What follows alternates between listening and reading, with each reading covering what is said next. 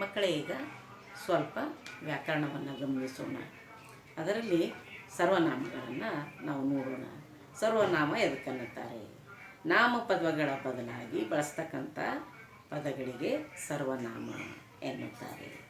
ಅದರಲ್ಲಿ ಅವಳು, ಇವಳು ಮತ್ತು ಅದು, ಇದು, ಇವು, ಅವು, ಈತನು, ಈಕೆ, ತಾನು, ತಾವು ಇವೆಲ್ಲವುಗಳನ್ನು ಸರ್ವನಾಮ ಅಂತಂತೇಳಿ ನಾವು ಗಮನಿಸಬಹುದು. ಈ ಸರ್ವನಾಮಗಳಲ್ಲಿ 3 ವಿಧಗಳಿವೆ. ಒಂದನೇದು ಪುರುಷಾರ್ಥಕ ಸರ್ವನಾಮ, ಎರಡನೇದು ಆತ್ಮಾರ್ಥಕ ಸರ್ವನಾಮ, ಮೂರನೇದು ಪ್ರಶ್ನಾರ್ಥಕ ಸರ್ವನಾಮ. ಪುರುಷಾರ್ಥಕ ಸರ್ವನಾಮ ನೋಡ್ರಿ. ಒಂದನೇದು ಪುರುಷಾರ್ಥಕ ಸರ್ವನಾಮದಲ್ಲಿ ಮಾತನಾಡ್ತಕ್ಕಂಥ ವ್ಯಕ್ತಿಗಳಿಗೆ ಸಂಬಂಧಿಸಿದಂಥ ಪದಗಳು ಉತ್ತಮ ಪುರುಷದ ಪದಗಳು ಅಂತ ನಾವು ಹೇಳಬೇಕಾದ್ರೆ, ಉದಾಹರಣೆಗೆ ನಾನು, ನನ್ನನ್ನು, ನನ್ನಿಂದ, ನಮ್ಮ, ನಮ್ಮಲ್ಲಿ ಇತ್ಯಾದಿ ಇವು ಪುರುಷಾರ್ಥಕ ಸರ್ವನಾಮ.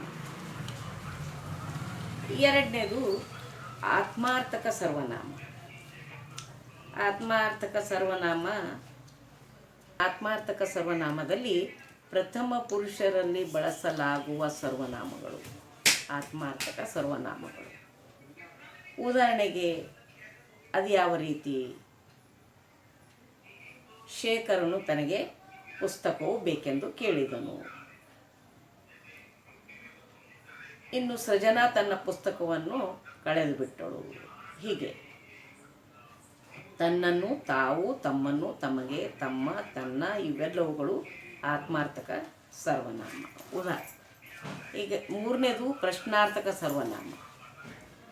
ಯಾರು ಬಂದರು, ಯಾವನು ಬಂದನು, ನೀನು ಏನು ಮಾಡಿದೆ, ನೀನು ಏಕೆ ಬಂದೆ, ಇವೆಲ್ಲ ಪ್ರಶ್ನಾರ್ಥಕ ಸರ್ವನಾಮಗಳು.